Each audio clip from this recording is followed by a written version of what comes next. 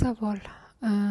Onamni, dadamni kechirishga harakat qildim. Bir necha marta prarabotka qildim. Ular bilan bo'lgan negativ narsalarni ishladik va bularni hammasi menga nima uchun berilganini tushundim. Bu uchun minnatdorchilik bildirishga harakat qildim, lekin ichimdan baribir ularga nisbatan norozilik, nafrat ko'tarilaveradi. Men o'ylaymanki, agar mana shu og'riqlar bo'lmaganda men yaxshiroq rivojlanardim deb o'ylayman. Hatto atrobotka qilgan bo'lsam, o'shanda psixolog menga aytganki, haliyam ota-onang senga shu og'riqni bergan, shundan keyin sen shunaqa kuchli bo'lib shakllanding degan. Shunaqa savol berildi menga yaqinda. Bu savolni birinchi marta berilishi emas, ko'p marta beriladi. Nimaga shunaqa? Rostmi shu, что bizga mana shu og'riqli situatsiyalar biza kuchli va zo'r bo'lib shakllanishimiz uchun berilganligi.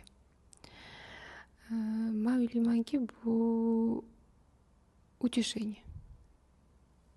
Ya'ni biz nima qilishni bilmay qolganimizdan keyin biz har doim tushuntirishga harakat qilamiz o'zimizga.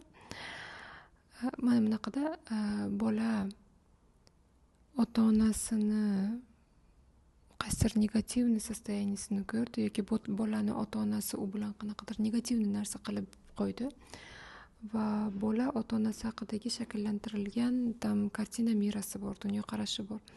Va u yerda ona bilan ota u uchun ilohiy odamlar. Va endi bu sodir bo'lgan voqeadagi ota-ona uni xayollaridagi to'g'ri kelmayapti.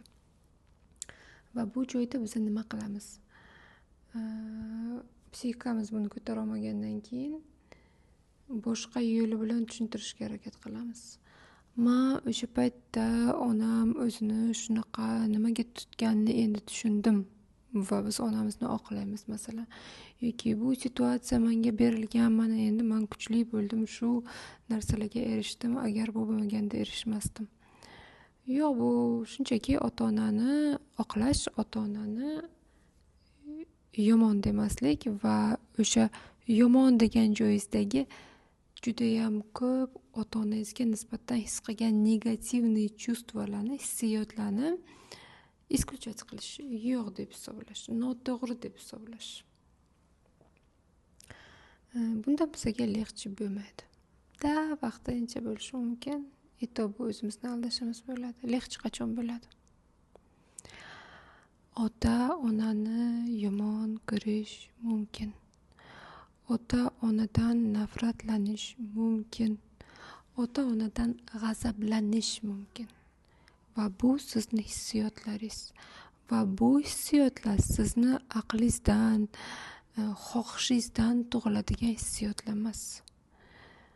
Ota-ona inson, ular qayerdadir rostdan noto'g'ri harakat qilgan bo'lishi mumkin. Katta inson sifatida ularni bu noto'g'ri harakatini orqasida ularni ham og'riqlari, travmalari borligi, bir narsalar bilan tushuntira olamiz buni. No, bu yechim emas. Вообще muammo nimada? Muammo shundaki, o'sha paytda sizda juda ko'p bo'lgan negativ hissiyotni o'sha paytda kichkina bola bo'lib qo'rqqaningizdan namoyon qila olmay исключать qilgansiz. Katta bo'lganingizdan keyin endi tushunaman, ota-onam yaxshi ko'raman, mumkin emas, ota-onam shuncha men uchun qiynalgan deb o'sha hissiyotlarni his qilganingiz uchun aybdorlik his qilib ularni yana исключать qilishga boshlaysiz. Hamma muammo o'sha исключенный чувствоlarni просто проживать qilib qo'yaverishda.